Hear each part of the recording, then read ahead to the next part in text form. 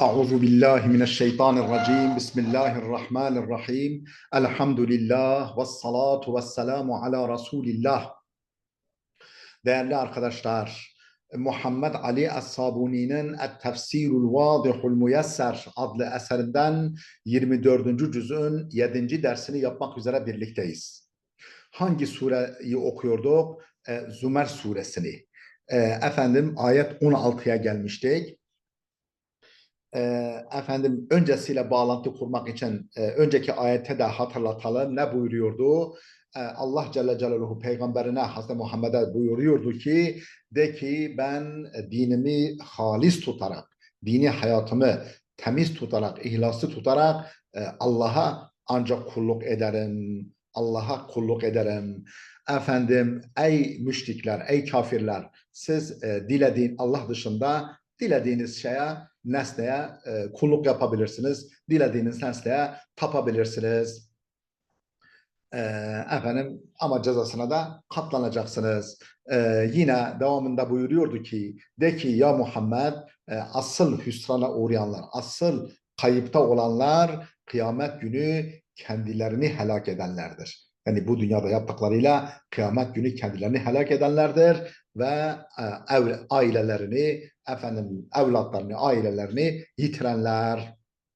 Yani kendi imansızlıklarıyla veyahut da onları efendim kötü yola ve yanlış yola sevk ederek onları da kaybedenlerdir. Haberiniz olsun efendim apaçık hüsran işte bu hüsrandır. Asıl kayıp, asıl hüsran işte bu hüsrandır buyuruluyordu. Ve işte bugün tefsirini yapacağımız ayete geldik. Yani lehum min fawqihim zulalun minen nari ve min tahtihim zulal. Lehum efendim o kafirler için kıyamet günü vardır. Üstlerinden karartılar. Lehum min fawqihim üstlerinden böyle kara bulutlar gibi karartılar. Cehennemin ateşinden yükselen, efendim hararet saçan efendim dumanlar, o dumanların oluşturduğu bulut şeklindeki karartılar, minen nar ateşten karartılar vardır. Ateş kaynaklı efendim o sis, duman vardır. Hararet saçan sis ve duman vardır. Ve min tahtihim zulalun altlarında da o karartılar vardır. Ateşten karartılar vardır. Kara bulutlar vardır. Zalike yuhavvifullahu bihi ibade. İşte Allah Teala bu söyledikleriyle kullarını uyarıyor. Bu söyledikleriyle, bu kendilerini bekleyen durumları haber vermekle, bununla Allah kullarını uyarıyor. Ya ibadi fettekûn. Ey kullarım bana karşı gelmekten sakının. Bana karşı takvalı olun. Devam ediyoruz. وَالَّذ۪ينَ اجْتَنَبُوا طَاغُوتَ أَنْ يَعْبُدُوهَا وَأَنَابُوا إِلَى اللّٰهِ لَهُمُ الْبُشْرَى فَبَشِّرْ عِبَادٍ. وَالَّذ۪ينَ اجْتَنَبُوا الطَّاغُوتَ. O tağutlardan, yani Allah dışındaki sahte, Allah dışında efendim sahte tanrılardan sakınanlar var ya, en ya'buduha, efendim onlardan sakınıp efendim onlara kulluk etmekten uzak duranlar var ya, ve enabu ilallahi, ve Allah'a yönelen, Allah'a yöneliş gerçekleştiren, Allah'a dönüş yapanlara gelince lehumul buşra, işte müjde, onlara müjde vardır. Müjde onlara. Febeşşir ibad, kullarımı müjdele. Kullarımı müjdele ya Muhammed. Yani bu şekildeki kullarımı müjdele ya Muhammed buyruluyor. Efendim tefsirini okuyoruz. Burada kalmıştık. ثُمَّ أَخْبَرَ تَعَالَى أَمَّا يَنَالُهُ مِنْ صُنُوفِ الْعَذَابِ وَالْبَلَاءِ. ثُمَّ أَخْبَرَ تَعَالَى. Sonra Allah haber verdi. Sonra Allah bildirdi. Şu gelen ayetlerle bildirdi. أَمَّا يَنَالُهُ مِنْ صُنُوفِ الْعَذَابِ. Onları bekleyen, onların karşılaşacağı çeşit çeşit azabı Allah onlara haber verdi. Sunufel azab vel bela, türlü türlü azapları, türlü türlü belaları, musibetleri onları bekleyen kıyamette o haber verdi. Ve hum yuhraqun min nari cehennem fi nari cehim. O kızgın cehennem ateşinde efendim yakılırlarken, yakalarlarken onları bekleyen türlü türlü bela ve azabı Allah onlara haber verdi. Fekale Subhanehu, şöyle buyurdu Allah Celle Celaluhu. Lehum min fawqihim zulalun minen nari ve min tahtihim zulal. Lehum, onlar için, min fawqihim, üstlerinden, zulalun minen nari, ateşten karartılar. Ateşin sebebiyet verdiği kara bulutlar vardır. Ve min tahtihim zulal, altlarından da, yani aşağılarından da karartılar vardır. Yine ateşin sebebiyet verdiği. Zalike yuhavvifullahu bihi ibade. İşte Allah kullarını bunlarla korkutuyor, bunlarla uyarıyor. Ya ibadi fettekûn, ey kullarım, bana karşı gelmekten sakının. Ey ulaikel eşkıyai, yani o bedbahtlar, o kötü kimseler için vardır. Zulalun kefifetu minen nar, ateşten yoğun karartılar, yoğun kara bulutlar vardır. Ve min tahtihim kezalike zulalun kefifetun, altlarından da, aşağılarında da aynı şekilde zulalun kefifetun, yoğun karartılar, yoğun kara bulutlar vardır. Fennaru tahşahum ve tuhitu bihim min cemi'il cihad. Dolayısıyla fennaru, ateş, tahşahum, onları bürür ve tuhitu bihim, onları kuşatır, min cemi'il cihad, dört bir yandan, bütün cihetlerinden, dört bir taraflarından cehennem ateşi onları kaplar, onları kuşatır, bütün her taraftan. Ve tesmiyetuha bizulal littehakkumi ve suhriye, yani o cehennem dumanının, cehennem ateşinin saldığı o kara bulutların bulut diye adlandırılması, bizim işte karartı diye tercüme ettiğimiz ama aslında bulut diye isimlendirmesi, littehakkumi ve suhriyeti, onlarla alay etme ve onları hafife almak içindir. فَاِنَّ الظُّلَّةَ مَا يَسْتَظِلُّ بِهِ الْاِنْسَانُ مِنَ الْحَرِّ. Normalde gölge, fazulletu, bulut, gölge, normalde bulut ve gölge nedir? Ma yastazillu bihil insanu minel harri, hararete karşı, mesela o güneşin sıcak, hararet saçan sıcaklığına karşı insanın altına sığındığı, gölgelendiği bulut demektir, yani zolla. فَاِذَا كَانَتْ مِنَ النَّارِ, fakat o bulut da, o kara bulut da ateşten olunca, o da ateşten olunca, ateş kaynaklı olunca, كَانَتْ اَحَرَّ وَاَفْزَعَ, o daha hararet saçıcı ve daha korkunç olur. كَانَتْ اَحَرَّ, daha hararetli, daha çok hararet saçıcı ve daha korkunç olur. فَالنَّارُ تُظِلُّهُمْ بِحَرِّهَا وَسَعِيرِهَا. Şu halde cehennem ateşi onları gölgelendirir, onları üstten de bürür, kara bulutlar gibi onları üstten gölgelendirir, biharriha, hararetiyle, ve sa'iriha, kızgınlığıyla, harareti ve kızgınlığıyla onları kara bulut gibi üstten kaplar ve bürür.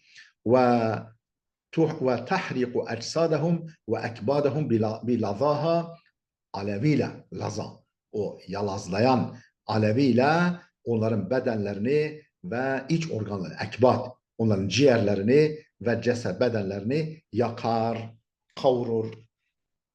وَلِذَٰلِكَ خَوَّفَ اللّٰهُ الْمُؤْمِنِينَ مِنْهَا. İşte bundan dolayıdır ki Allah müminleri bu karartılara karşı, bu cehennem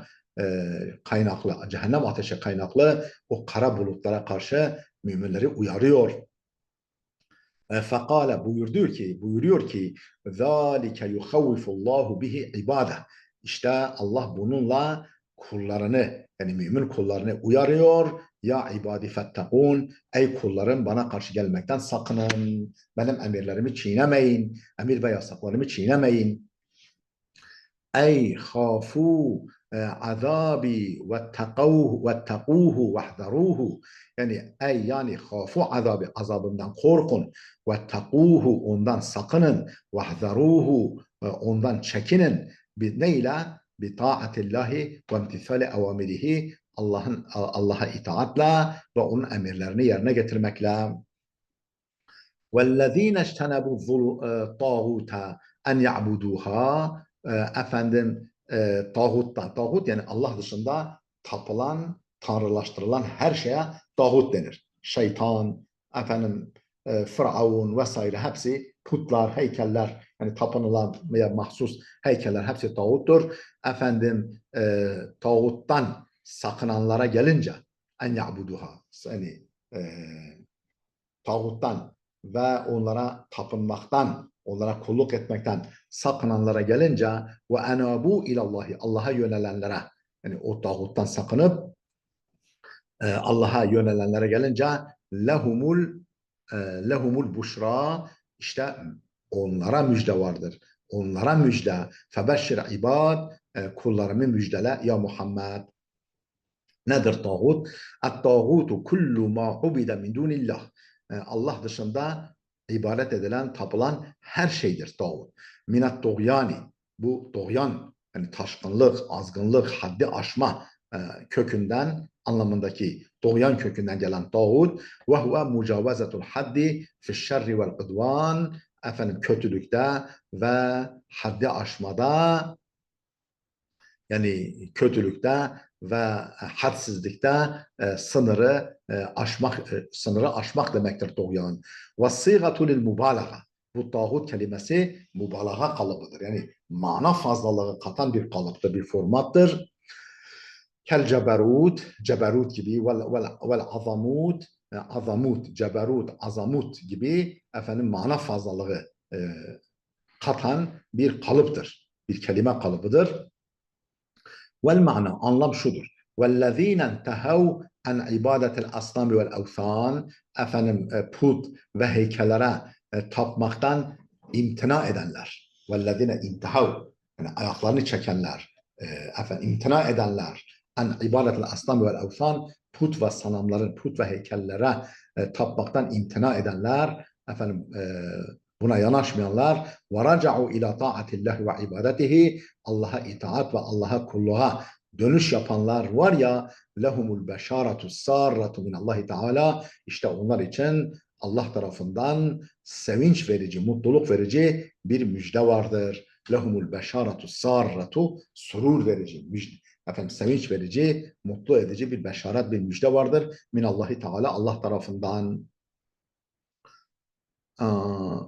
Efendim, ne ile müjde vardır? Bil fevzel azim, büyük başarı ile müjde vardır. Fi cennet-i naim, nimetlerle dolu cennetlerde, nimetlerle dolu cennetlerde büyük başarıyla, büyük kazanımla, büyük kazançla müjde vardır. Febeşşirhum ya Muhammed.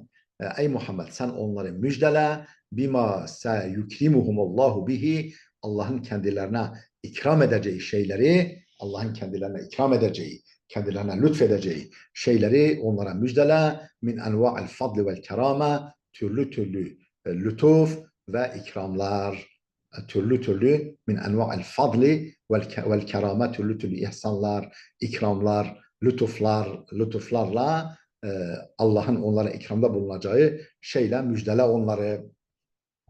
Mimma la aynun ra'at ve la mimma la aynun ra'at ve la uzunun semi'at ve la hatara ala kalbi beşerin. Mimma, ki bunlar, yani Allah'ın onlara lütfedeceği türlü türlü lütuflar, ihsanlar, keremler, ki bunlar la aynun ra'at, ne bir göz görmüş, ne herhangi bir göz görmüş. Ve la uzunun semi'at, ne bir kulak duymuş. Ve la hatara ala kalbi beşerin, ne de hiç herhangi bir beşerin, herhangi bir insanın aklından, hayalinden geçmiş. Yani hiç gözlerin görmediği, kulakların duymadığı ve hiç kimsenin akıl ve hayaline gelmeyen türlü türlü nimetler. Thumma vaddaha Teala, sonra Allah Teala açıkladı. Menhum haulâil ibad.